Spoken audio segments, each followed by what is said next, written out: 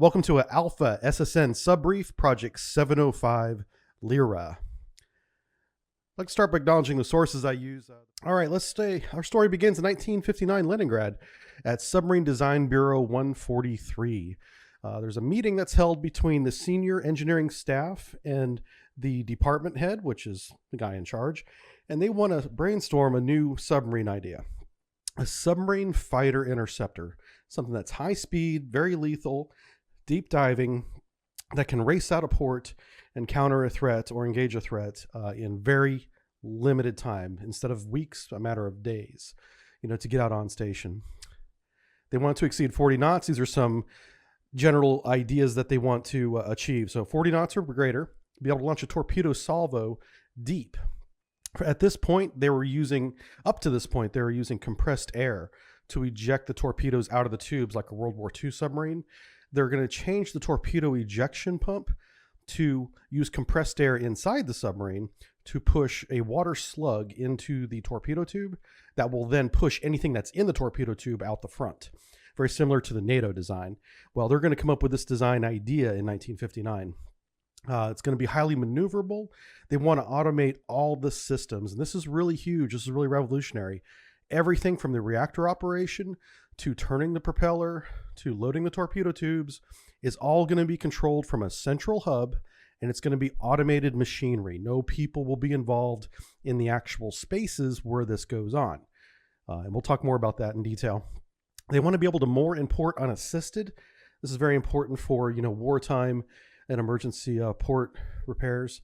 You don't always have tug available in every port that you go to, especially if it's an unexpected visit. You need to be able to get to the pier on your own. And so they're going to have special motors added to this build to assist them in kind of positioning the sub at zero or low speeds.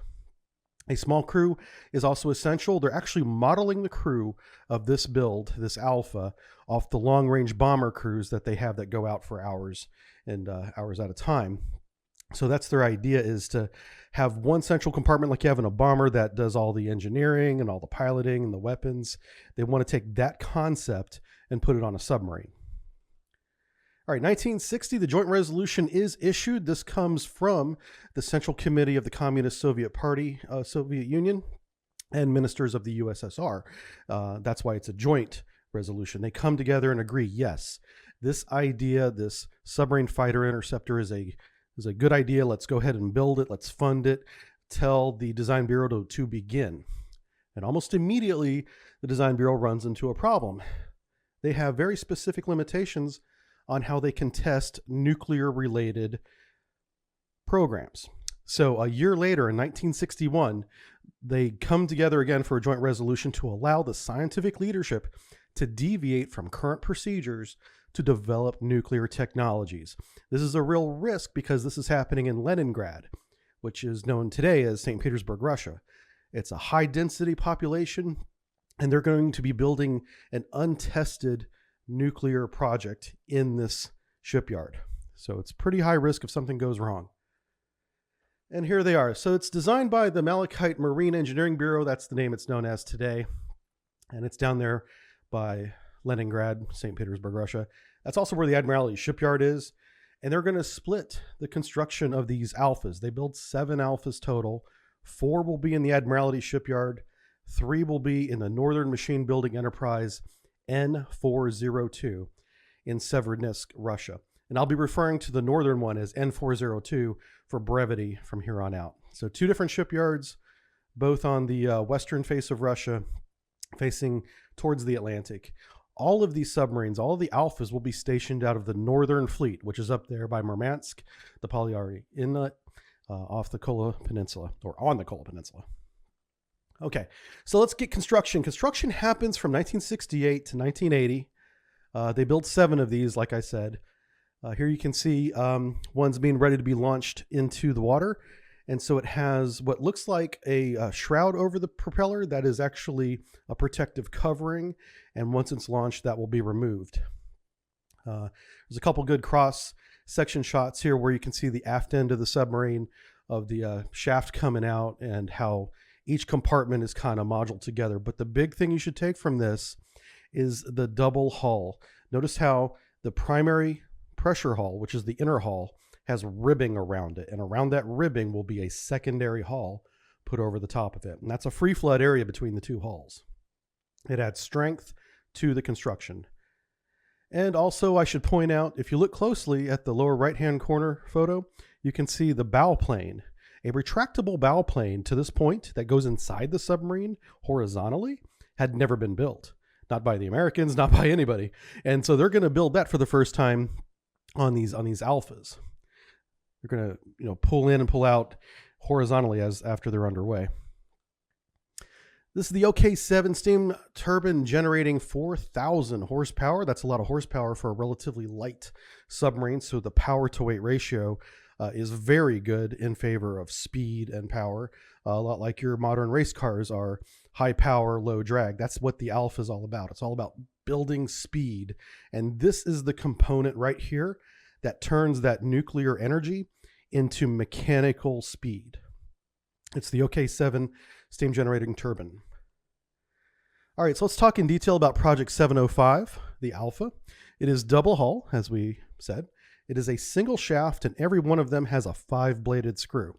So in the Navy, we call that a 1-5. Single shaft, 5-bladed screw. It has a titanium hull, which means it's very light and very strong. So titanium is a fantastic material to build submarines out of. It has the retractable bow planes like we talked about. It has 6 watertight compartments. Compartment number 3 is where the crew eats, lives, and works. All the other compartments are automated systems for operation of the submarine. And we'll break those down. It has a pop-up rescue chamber, which is a revolutionary design. This is where if something goes terribly wrong, the crew can all get in this rescue chamber and pop up to the surface. It has 6 53-centimeter torpedo tubes. All the systems are automated, and we'll break them down individually. The escape pod for the crew, like I said, is in the sail, pops up. It is a liquid metal coolant reactor. This is the first time they've tried this. They use lead bismuth, which has a relatively low melting point compared to the nuclear fuel pellets. So it stays liquid as it cools it. That'll end up being a problem for this design, and one of the reasons why it didn't continue is this liquid metal coolant. All the electromechanical components are 400 hertz. They had been using 50 hertz up to now. The big thing with the 400 hertz mechanical is, one, it's more accurate on a mechanical dial because you have more frequencies per second, so it makes it more precise. But the other thing is it allows you to make that electrical mechanical component, the actual motor that will spin the dial, a lot smaller. So that's really what they were looking for, is they're compressing everything. They're building the smallest nuclear reactor they've ever built to this point with the smallest components on every system.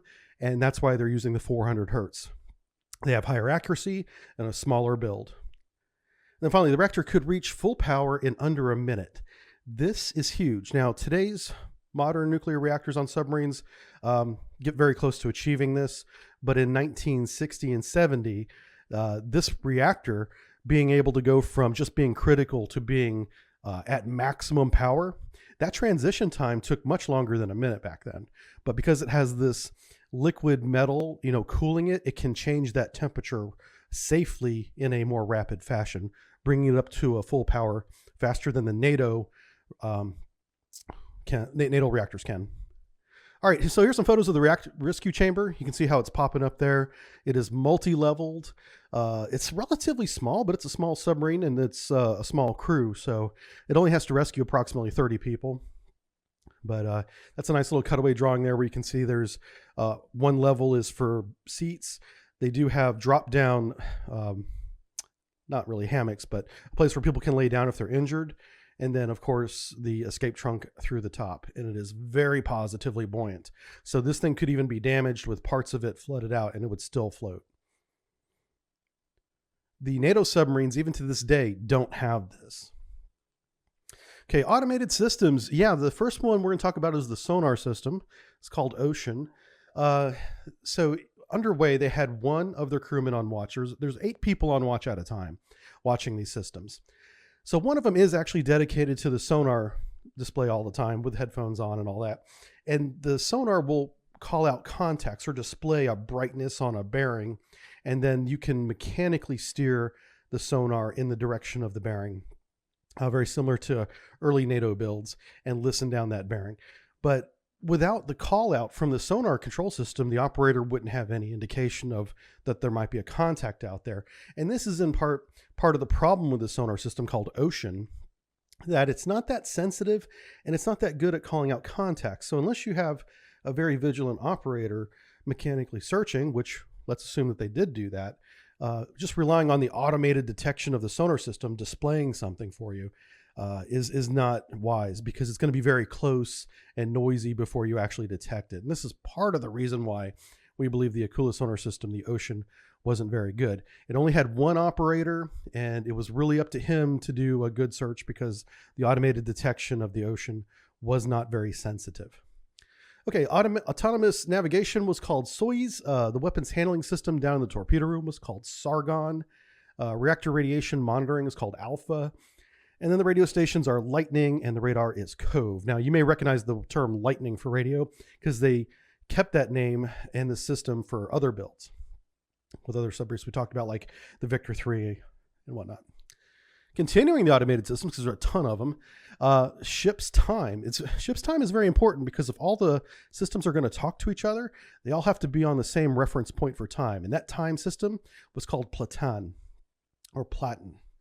The announcing system was called Epsiloid. That's just so that they can, call between stations. The periscope system, which you see a picture there, is called Signal. They had an automatic trim system called TAN, and this is huge. American submarines were not experimenting with the auto trim system until the design of the Seawolf, which was begun in the 80s. But the Seawolf, as you know, wasn't finished until much later in the 90s. And then they tried to go back and retrofit an automatic trim onto some 688s. The 688 that I was on, we often got experimental equipment, one of which was an automatic trim station added to the ballast control panel. And it did not work. It just simply was too slow.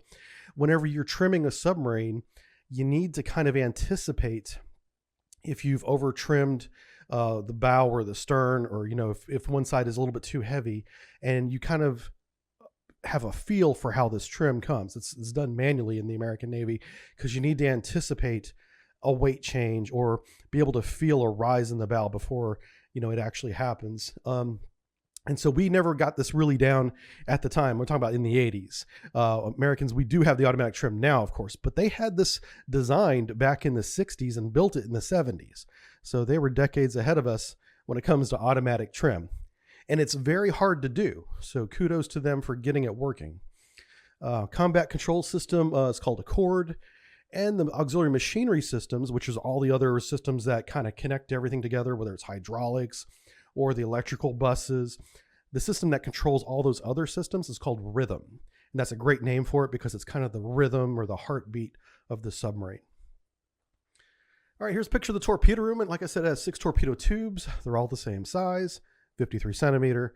It can launch mines, torpedoes. The rocket torpedo, the Shekval, is fired from these, can be. And there's also a rocket anti-submarine torpedo that can be launched, and then it rockets above the water for a fixed distance, and then it drops down a airdrop torpedo. And that's all fired from there. There's 6 tubes total. You can see the port sides are open, so you can kind of see inside there, and the starboard sides are shut. All right, the third compartment, I talked about this a little bit earlier. This is where everybody lived, dined, watched TV, and worked. So this is just the upper level here. This is also where the rescue chamber is, by the way. So this is Alpha upper level. This is the main control room or main command post, as it's translated from Russian to English. And this is where everything is controlled, from the reactor to loading the torpedo tubes to driving the ship. Everything is right here. And 8 people at a time will be on watch in this space. You can see kind of in the center there, if you go straight up, that's going up into the escape console, the escape chamber. The escape chamber is also where the bridge is at. So even if you're not using the escape chamber, you're going to be climbing up there to go to the bridge if you're on a surface transit. Just below this deck is the galley and the entertaining spaces, the wardroom, and below that is the berthing. The very bottom level is the barracks. So the racks and stuff are down there. Now, everybody on board this ship is an officer. So everybody eats in the wardroom. It's all done in the same space. There are a few warrant officers. Those are very, usually a senior enlisted person. is awarded a warrant officer rank at his request, and he gets special training in the officer field, of command, and they become a warrant officer. So they usually have 25 or 26 officers and 5 or 6 warrant officers, bringing the total of the crew between 30 and 32. And that number varies a little bit. But everything is done here in the third compartment. All the other compartments are watertight, sealed by watertight doors, so they can get to compartment 1 and 2 in the front and 4, 5, and 6 in the rear, but they don't need to. If everything is working properly, they can just stay in compartment 3 for their entire underway. All right, so Alpha by the numbers. Let's talk about dimensions here. She's 81 meters long, 10 meters wide, displaces about 3,100 tons. That is less than half the size of a 688. This thing is small. The modern Japanese diesel boat is approximately 3,100 tons. The one that they just made last year. So this thing, being constructed back in the 70s, is very close in weight to what we're seeing diesel boats today. So it's very small and it's nuclear powered. It can go down to an estimated 500 meters. The actual test depth is very contested online. So we're kind of splitting the difference here and going with 500 meters, 1,640 feet, 1,640 feet. The top speed is 41 knots. But according to a crew member who was actually on one of these, said that they were restricted to 39 knots continuous. That was probably a mechanical restriction rather than a safety one, but they just operated right below 40 knots. And you may think, well, there's not much difference between 41 and 30 knots, and it is only a 2-knot difference. But in the terms of power and torque and pressure you're putting on the engines, it's a big difference in energy, because it takes a lot of energy to go from just 39 knots to 40 knots. That is an enormous amount of energy. Okay, we have, she can carry 20 weapons in the torpedo room. And so those can be, like I said, torpedoes or those anti-submarine missiles. She can carry mines. And if she does carry mines, some of the mines are half the size of one torpedo. So she could carry 2 mines in one stow if she got that variant. And the big thing in terms of performance, look at this. She can turn 180 degrees, basically turn around in 42 seconds. We saw that during one of her sea trials, and it is pretty incredible. To turn a submarine around in just over 40 seconds is terrifying for, say, a NATO submarine that's tracking her, knowing that she could just be on top of us instead of going away from us in under a minute. So the performance of this submarine is outstanding.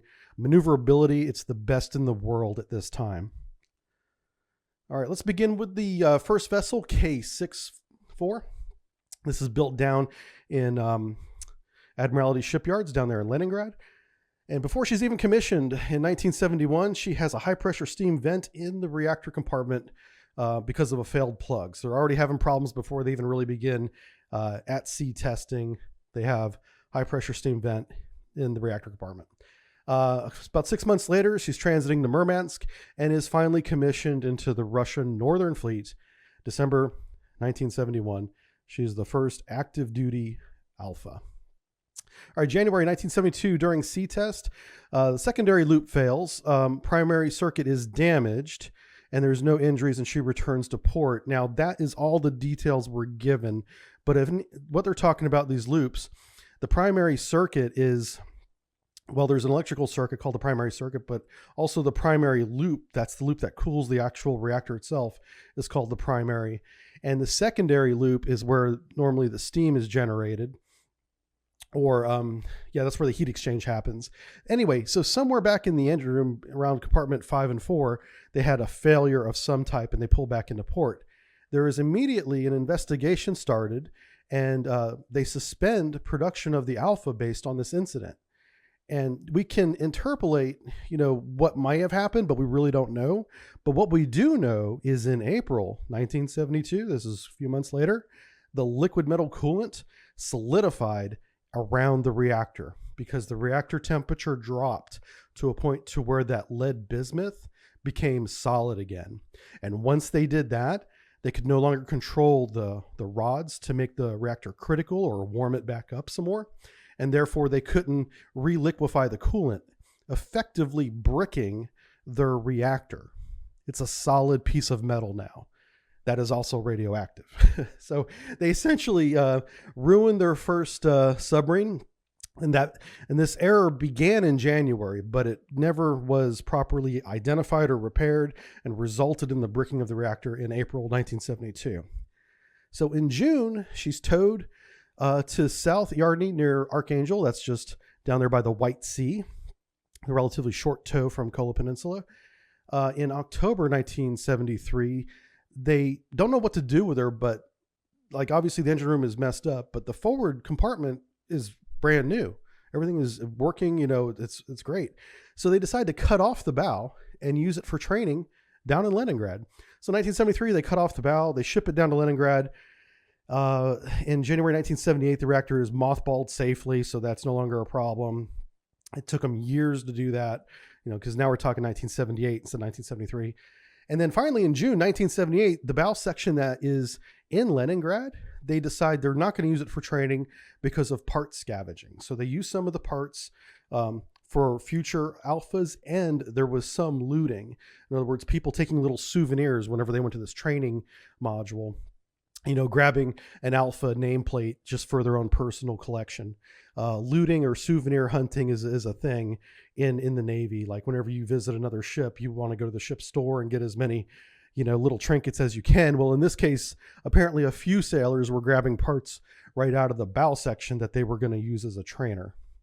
So effectively, they couldn't use it after 1978. All right, so because of this failure, they started to look at the project. Like I said, they suspended the Alpha project. They're not building them at the moment. Some lay half built in dry docks right now, and they're stopping. So they're taking a look at this, and they're like, what do we need to do to keep this reactor from bricking itself again? One of the things that they do change is the shock mounts around the reactor. This has nothing to do with it bricking, but it's something that they do for this project 705K, is they have improved shock mounts on the reactor vessel itself, and they design a new reactor with a different number of circulating loops and pumps called the OK550. So that's a different type of reactor for the same type of ship. So this different type of reactor gives it a new designation. So now there are two kinds of alphas as of this moment. This is a branching point for the Alpha program. One branch goes to 705K, which is the new reactor design, and 705, which is the old reactor design, which they then continue to build. So 705K is only built up in factory N402 up in Severodvinsk.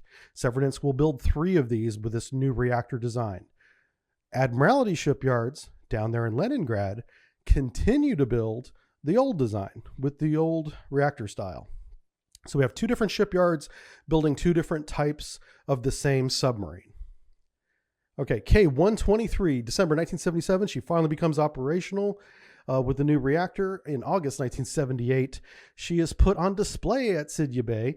The Russian media comes down. They have television interviews. They have lots of pictures and photographers for the Pravda newspapers.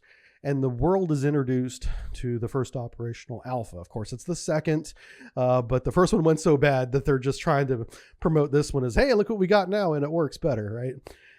She does prove herself in war games over the next 3 years. She was awarded excellent ratings in 1979, 1980, 1981. And in 1983, her reactor replacement begins. This is a scheduled refueling of the reactor. There's no damage. There's no incident that caused this. This is a scheduled thing. But it seems to stagnate and falter, and they never finish it in the 80s. 1990 comes along. Almost 7 years later, they finally get the new reactor installed. And that should give everybody an idea of how difficult it is to work with these liquid metal reactors. I mean, because you have to keep it hot and radioactive, or else it becomes a big lump of metal. And so working in that environment is very difficult. I can't imagine how they solved it, but they managed to, and they did refuel it. And it's renamed B123 in 1992 and is operational again after 9 years of refit. Up to this point, the longest dry dock refit in Russian Navy history, up to 1992. Okay, in 1993, 1994, she participates in war games in the Barents Sea. And this is where I got my first encounter with the Alpha. I tracked the K-123 in the Barents Sea during war games. And she was quite an exciting little boat to see. She flew up and down our towed array like a wraith, you know, and she was darting in and out of the target fleet, simulating attacks. And watching her do her thing was impressive. And I got to tell you, I was a little jealous that the Russian Federation at that time had something so cool that the American fast attack that I was on could not come close to performing like. And we were pretty good, but I was watching a submarine outperform what we had in 1993, 1994, and it was quite a moment in my life. So March 1994, she becomes entangled. This is late 1990, or I'm sorry, March, early 1994. She becomes entangled in a trawler net in the Barents Sea because she's coming in and out of these war games, right? And so she surfaces, she cuts the netting off.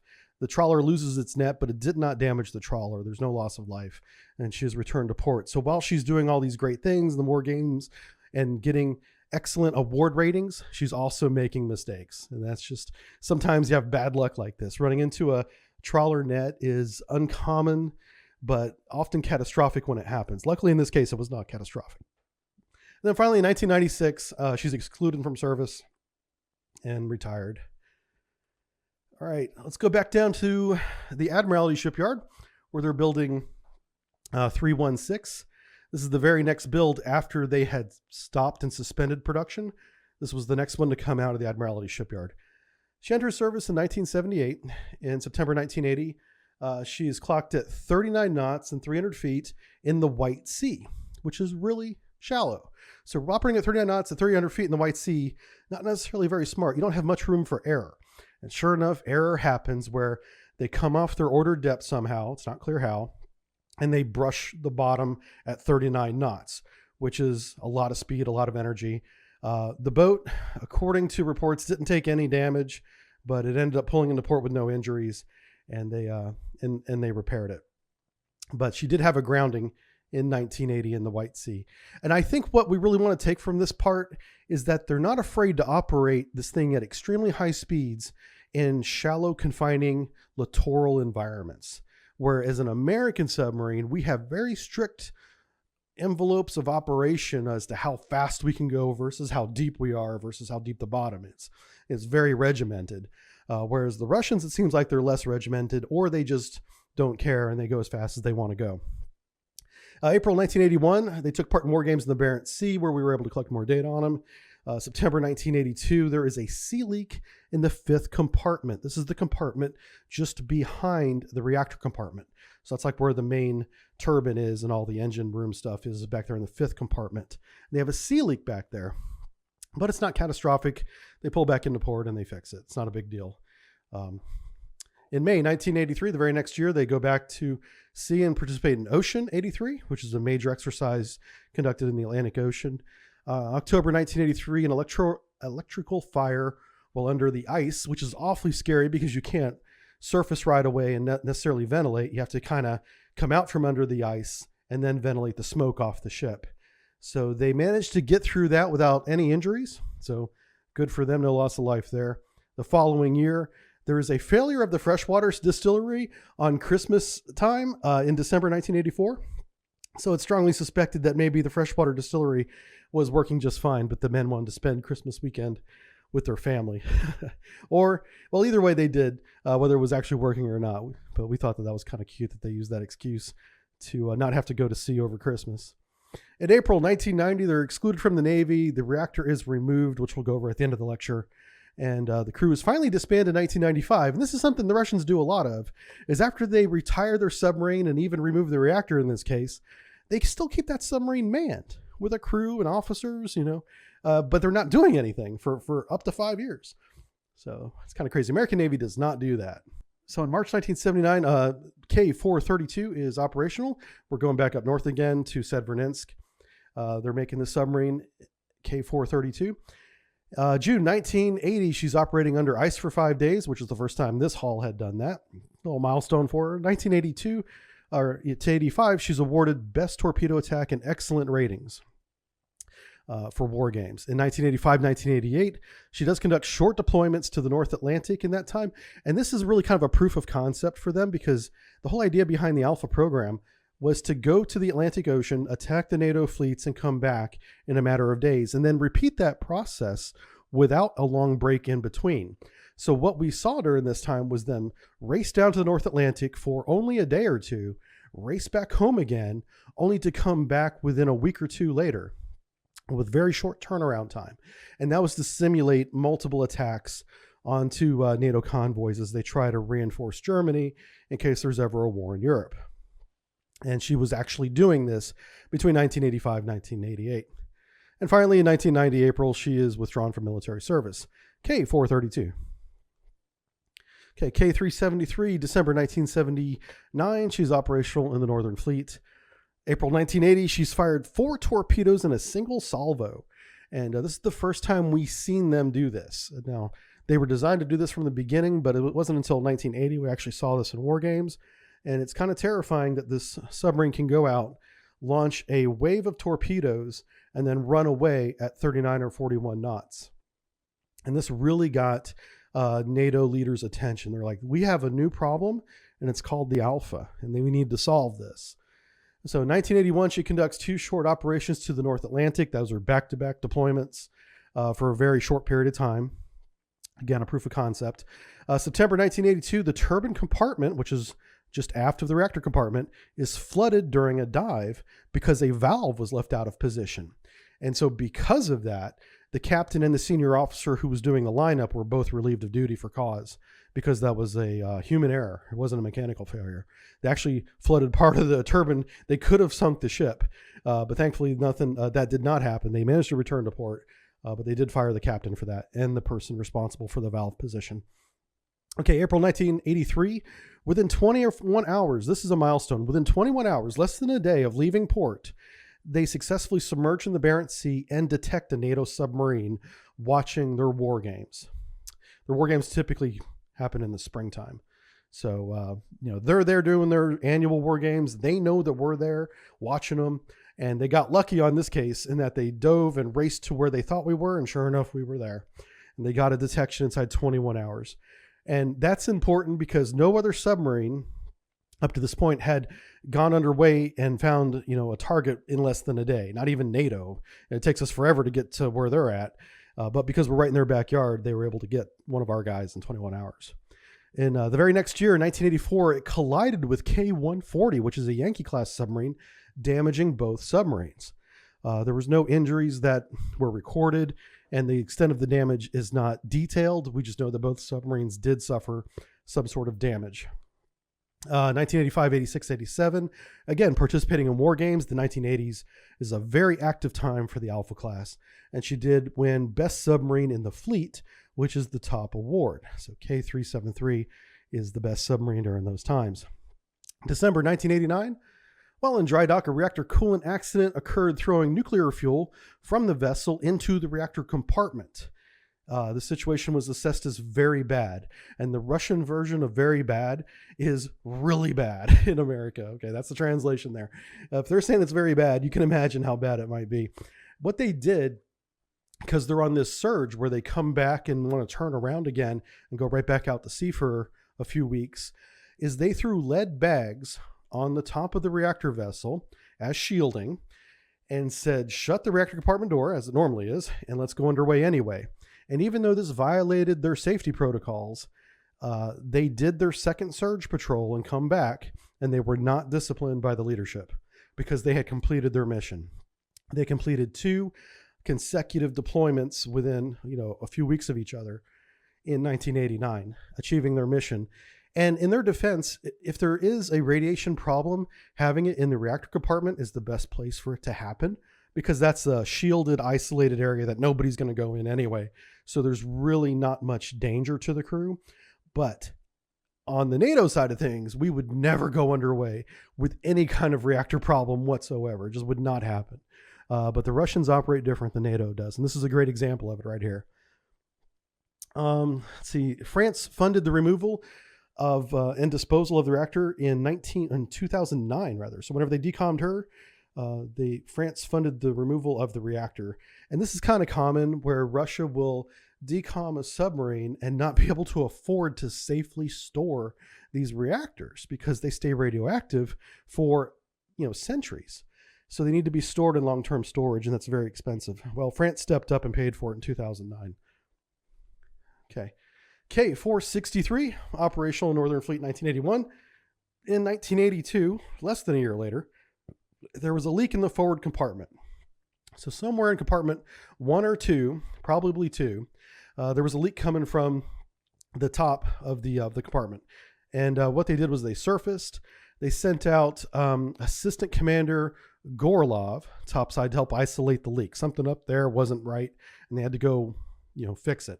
Well, he went up there, he fixed it, and before he could get back into the submarine, he was washed overboard and unfortunately was not recovered.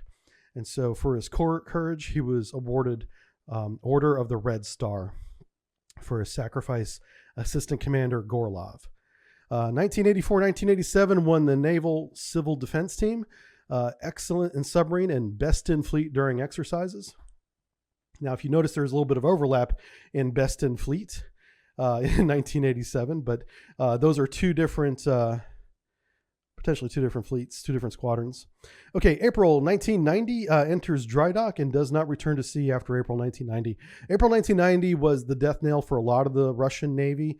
A lot of ships did not go to sea after 1990, a lot of the Soviet era ships, because the new Russia, the new Russian Federation that was in the process of being born at that time, couldn't afford to operate the Navy that the Soviet Union had, and was in part of the reason why the Soviet Union economically collapsed, is trying to maintain this fleet that they had. All right, K493. This is the last one built by N402 up there in Severnensk. Is operational in 1981. Joins the Northern Fleet. Conducts Operation Ocean 83. It's a war game in the Atlantic. 1984, the failure of the CO2 scrubbers resulted in the crew using B-64 plates for CO2 removal during submerged operations. Now, this is a minor failure, but you really got to stay on top of it. CO2 buildup inside a submarine is a very real thing. And the nice thing about CO2 for the crew is that it makes you feel relaxed and sleepy when you're actually suffocating yourself. So they had these plates that they would lay out that would passively just absorb CO2 from the air around it. And of course, there's air always circulating inside the submarine through the ventilation system. In the NATO Navy, we use curtains. Imagine a shower curtain that has this powder on it that absorbs CO2. And this curtain, as it absorbs CO2, gets heavier and heavier. So it's really cool that you lay this curtain out, you hang it down, air passes over it, you check it in an hour or two, and it's significantly heavier than it used to be whenever you first laid it out. But in this case, they use plates. Either way, it wasn't that big of a failure because they could always come up to the surface, ventilate like as if it's a diesel boat ventilating, and submerge again for another couple hours and race back home. They returned to port with no injuries. In 1985, they conducted 2 deployments to the Northern Atlantic. While in refit, the radioactive alloys contaminated the 4th compartment. That's the reactor compartment. They conducted a 2nd deployment with a high radioactivity in the reactor compartment. Again. And conducted short force of readiness patrols from 79 to, from 1987 to 1989. Those are, again, those short, go out for a week or two, come right back again. In April 1990, they remove it from active service. Again, April 1990, remember that date, because that is when a lot of ships do not go back to sea again, not just the Alphas. All right, let's talk about decommissioning a reactor. This is a really dangerous process.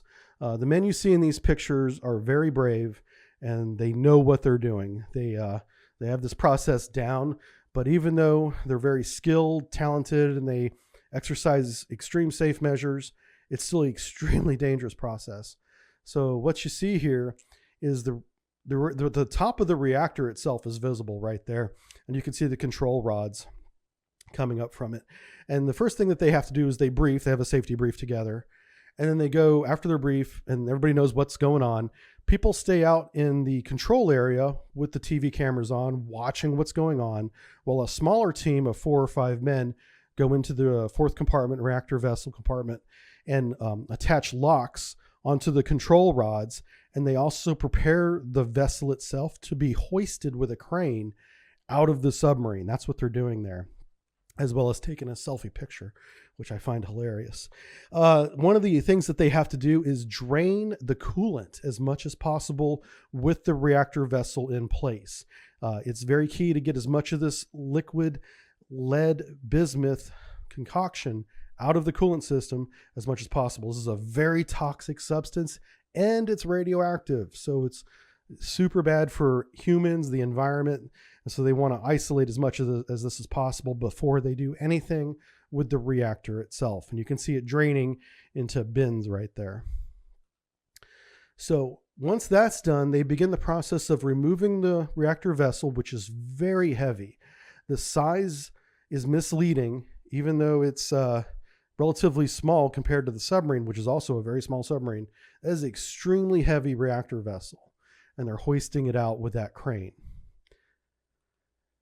The reactor removal process also includes an inversion. In other words, they turn it upside down to help facilitate the drainage of the lead bismuth liquid coolant.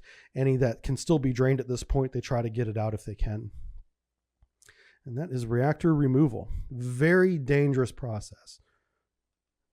All right, so why did the Soviets stop making the super sub? Well, this answer may surprise you, as it surprised me. Russia recognized that there are multiple advantages to a submarine. There is a stealth advantage, there's a speed advantage, there's a weapon advantage. And in the hierarchy of what's more important, what's more advantageous, they came to realize early on, like maybe as early as even the 1970s, that stealth was a better advantage to have than speed.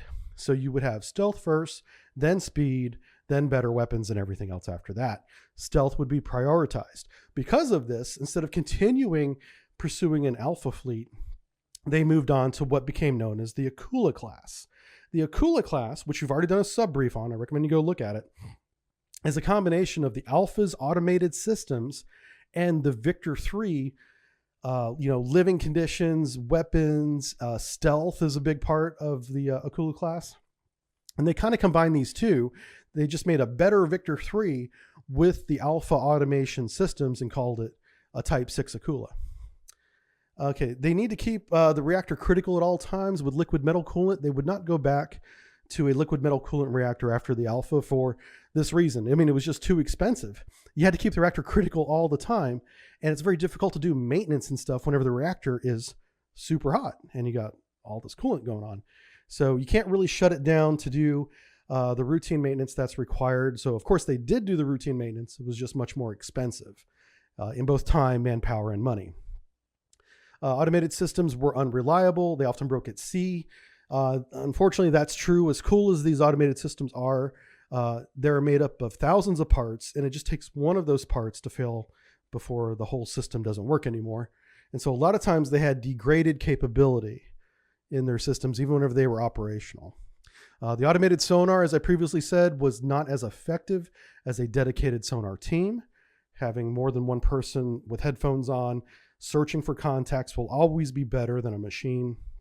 And it was certainly in this case. Liquid metal coolant also oxidizes, requiring replacement. So whereas a pressurized water reactor, like every other reactor up to this point, the water itself, is easily to replace. But if you have oxidation in a metal coolant, that is extremely difficult to replace. And keep in mind, the reactor is critical during the replacement process. This is really dangerous, really bad, really radioactive. So that's another reason why they didn't continue with this. Refueling the liquid metal reactor is dangerous, of course. The Soviets failed at the two-crew concept is another one. So the Americans, we use a two-crew concept where there are literally two crews for one submarine.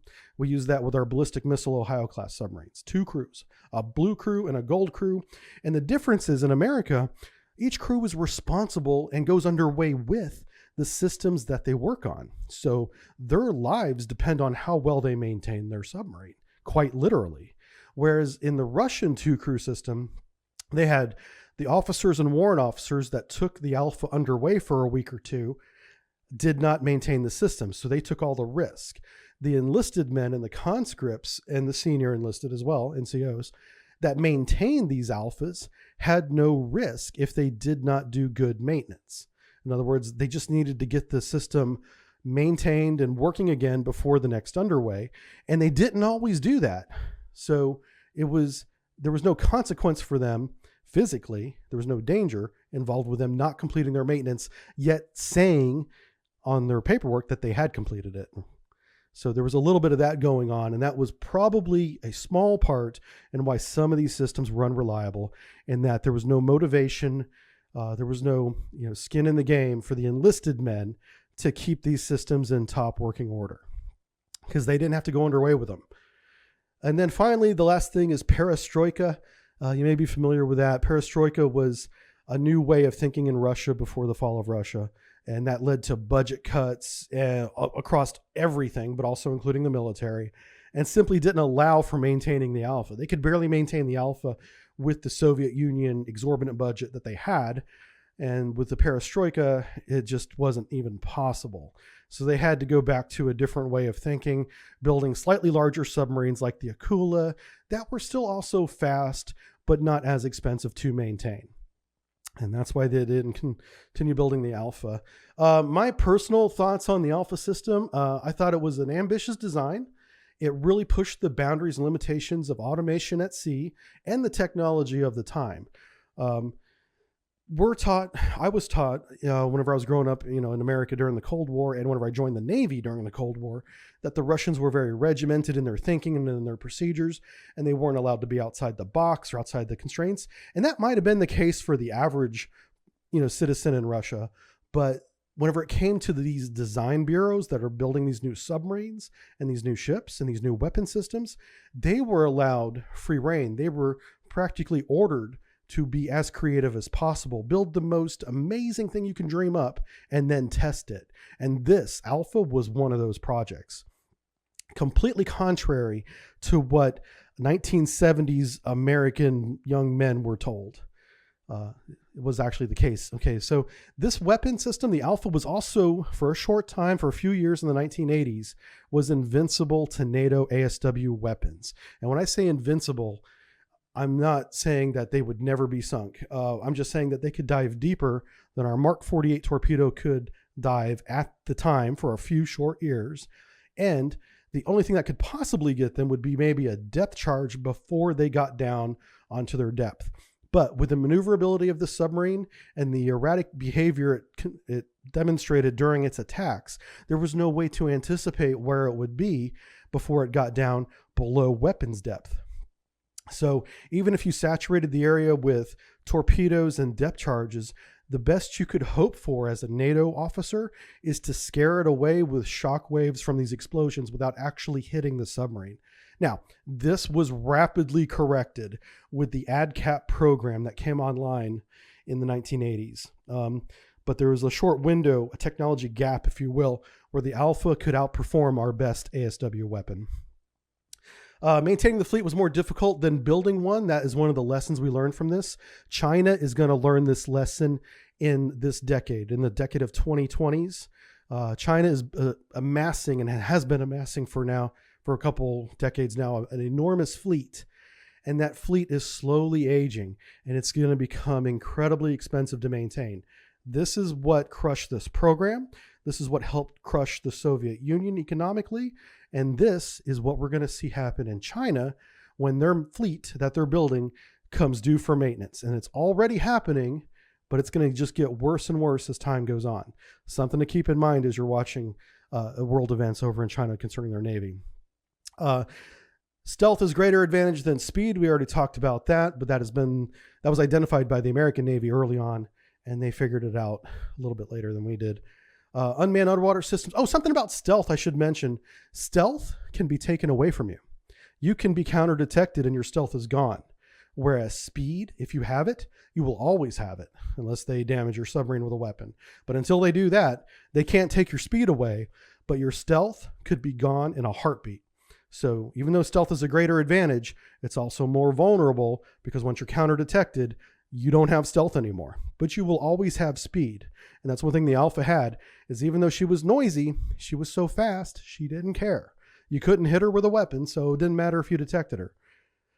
All right. Today's unmanned underwater vehicles are improved versions of the Alpha's automated systems. We see this a lot in Russia. They have a lot of unmanned underwater submarines right now, a lot of new programs. They're 100% automated, no people on board, and they're just more reliable automated versions of the systems begun with the Alpha program. The Soviet Union allowed their designers to be creative, kind of already talked about that, which is against everything we were taught growing up in America in the 1970s. And the Alpha is an iconic achievement in naval history, absolutely. Anytime when they talk about submarine history, especially in the 20th century, they're going to be talking about the Alpha. This thing was groundbreaking. It scared the pants off NATO. For a while, it was invincible. And if it just wasn't so difficult to maintain, it could have been a real game changer. But it was that one thing, the Achilles heel of the Alpha, is its maintenance. And if it hadn't been for that, they could have made a lot more of these, and it'd be a different world today. But the Alpha will remain iconic forever. All right, thanks for watching, everybody. This is the Alpha Sub Brief. Hope you enjoyed it, and we'll see you in the next one. Bye.